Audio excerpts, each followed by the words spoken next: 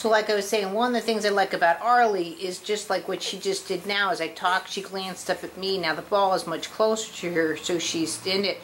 But see, she can come out of it. She can check out Mom right now, back to me, and then she'll go back to the ball, or, you know, or maybe she can multitask very nicely with her vision. You don't have to constantly also provide the stimuli for the ball. She just glanced back down at it, and she's deciding who's more important. Okay, she's going for the Bing, which just happens to be Mommy.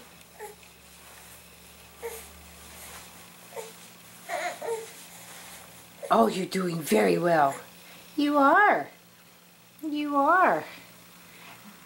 And that's where I have no doubts or concerns that she'll go into autism at this moment, because she can go in and out of and handle people as well as objects.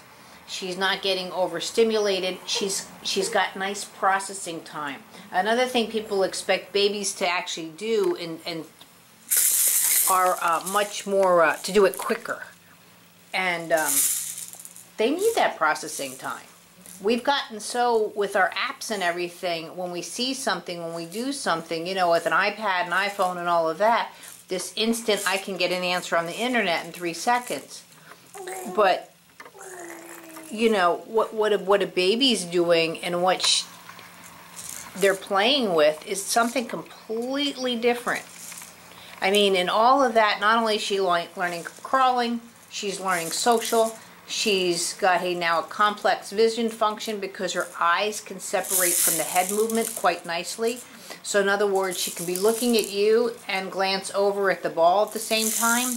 Whereas as children at this age still, and you'll see it more here, the eyes and the head movement will be in tandem. But since the object's so close right now and she's just on the verge of going in and out of convergence. What? Who's Cutie Pants?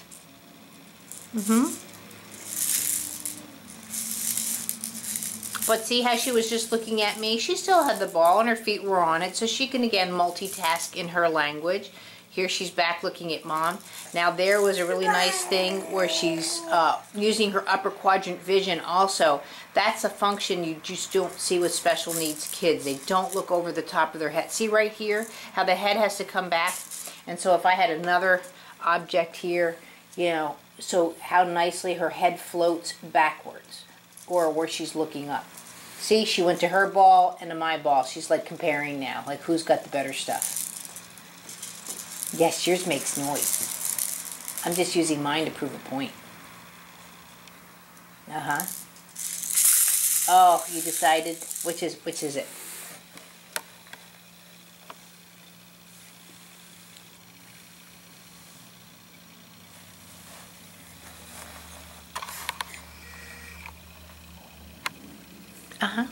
Which is it?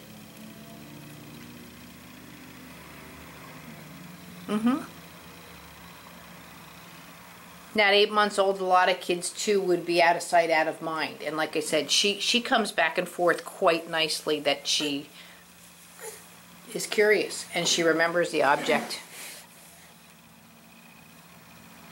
But you really don't need a big fancy test just to see these qualities. And it's okay if she decides she doesn't want the ball and is going for Mom. Again, she's going bang for the buck. You know, I say this from the beginning, even when the child's learning how to see. The most important toy is a parent, or, you know, or a family member. It's great if they come with stuff too, but when it comes down to it, you know, there's nothing better than Mommy or Daddy, you know.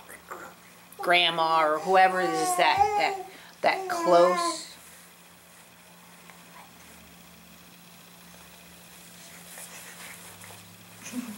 Frustrated?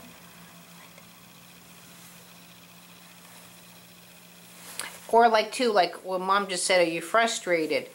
She's already starting to show that, you know, I'm thinking about, quote, climbing up on you. I don't know how to do it just yet. But she transitions very nicely. She pants. Yeah, puppy pants. Yeah. Oh.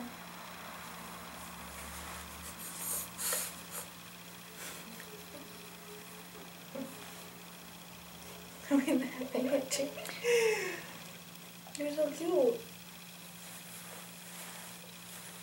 And also what's going on now here is, even though she flips on the back for her toy, she's learning that she can do a lot more now with her head upright instead of just rolling on her back and getting a toy. I know, she's going for the whole bucket. Good luck. Are you looking at me for the whole bucket?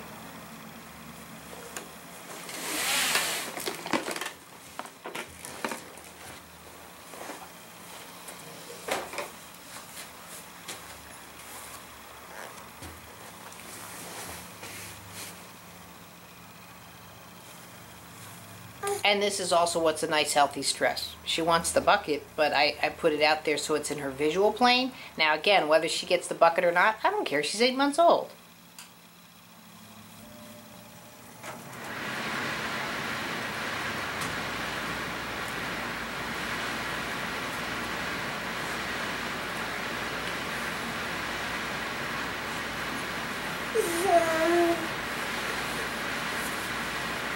But she's decided my chair looks more interesting.